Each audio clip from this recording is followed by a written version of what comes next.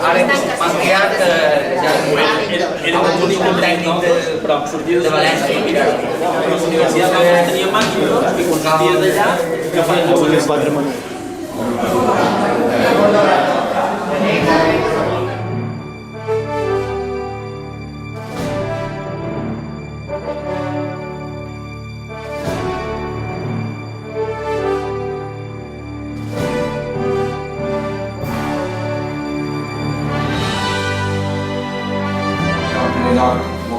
petit resum perquè funcionés, pues que ja sabeu com funciona aquest traductor, és així.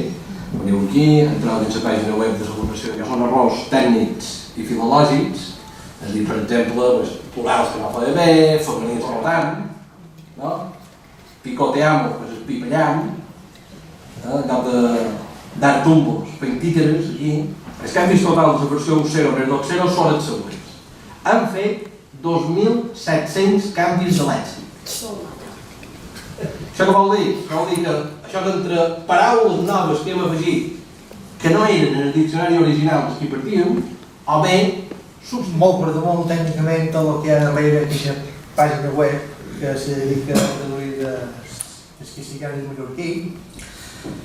Quan fa 2 anys ens van plantejar fer un traductor de castellà mallorquí, ens van començar a plantejar a veure si hi havia qualque eina en el mercat que fes aquest tipus de tasques o feines.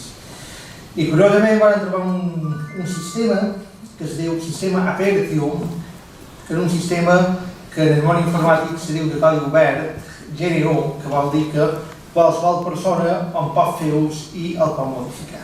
Vermell. I bàsicament nosaltres aquí li hem dit que aquesta paraula banqueta té un lexema, és a dir, és l'arrel de la paraula que és banquet, i que després se conjuga igual que la paraula haver. És a dir, el singular de banqueta se li posa una A final i regles que quan me'l detecti el verb jugar amb un ganes de, aleshores mos junta aquestes 3 paraules i mos ho converteix en jugar. És una regla típica de les 50 que altres de bellera, ganes de penjar bellera. Aquí cada paraula de castellà només té una única paraula en mallorquí. Potser hi ha traductors que en funció del context tot poden traduir per 2 o 3 paraules diferents, etcètera. I a partir de no hi ha una màquina de posa en aquesta norma, s'acorda... Això és l'anterior. Més estan estats problemes nostres a l'hora d'escriure que hem hagut de repressar.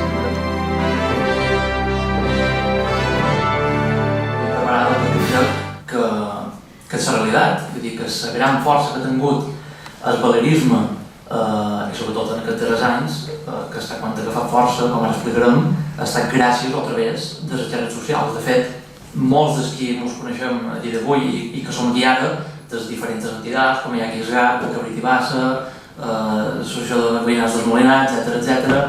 Tot, la gran majoria ens hem anat coneguent primer de tot a través de les xarxes socials i llavors hem coincidit a qualque acte. Això és una mostra de lo millor la porta que ens obre les xarxes socials que no se mos hagués obert si no ens haguessin tingut a la nostra disposició.